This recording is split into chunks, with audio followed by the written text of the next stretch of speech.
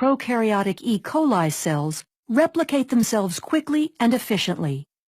Part of the process of asexual reproduction is the ability of cells to make identical copies of their DNA before cell division occurs. Prokaryotic cells that reproduce by binary fission rely on the fast, accurate process of DNA replication to ensure future generations of cells will have the same genetic instructions as the parent cell. The structure of DNA aids in the speed and accuracy of replication.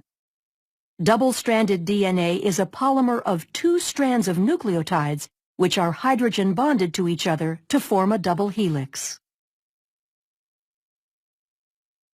Nucleotides are molecules that consist of a deoxyribose sugar, a phosphate, and one of 4 nitrogenous bases. The phosphodiester backbones consist of alternating sugar and phosphate groups. The nitrogenous bases include cytosine, thymine, adenine, and guanine. Cytosine forms 3 hydrogen bonds with guanine, and thymine forms 2 hydrogen bonds with adenine. This is referred to as complementary base pairing.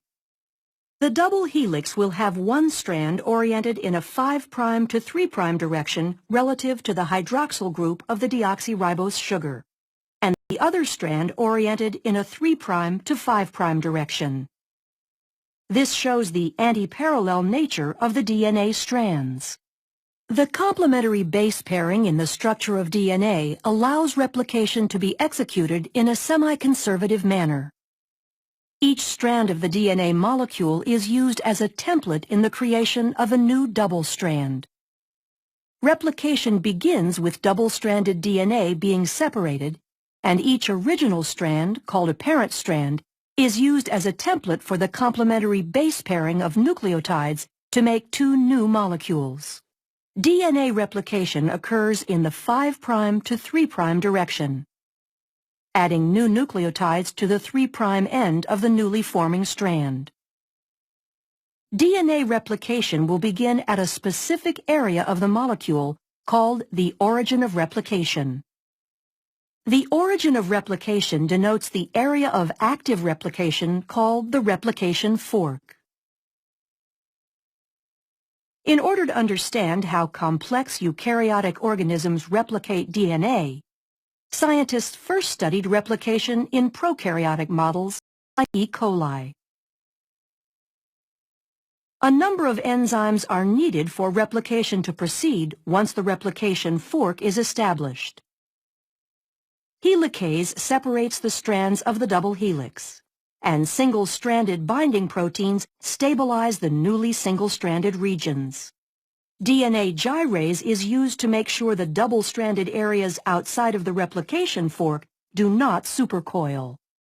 Once the replication fork is stable, DNA polymerase catalyzes the addition of new nucleotides to the growing daughter strand. Other proteins, such as beta clamps and the clamp loader, help hold the DNA polymerase in place on the DNA.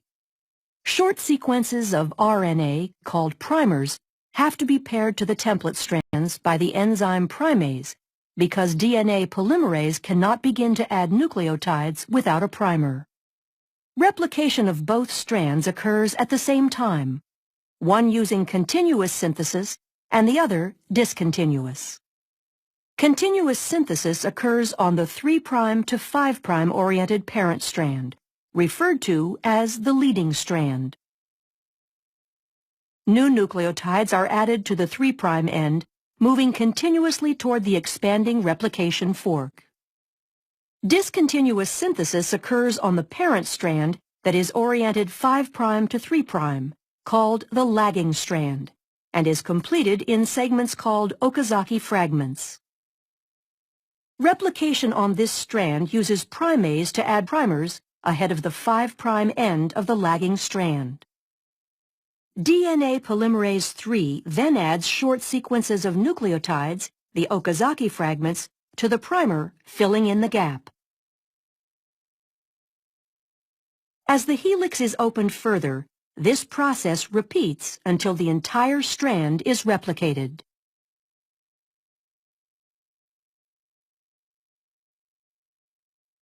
DNA polymerase I replaces the RNA primers with DNA nucleotides, and DNA ligase is used to ensure bonding between the fragments and the replaced nucleotides.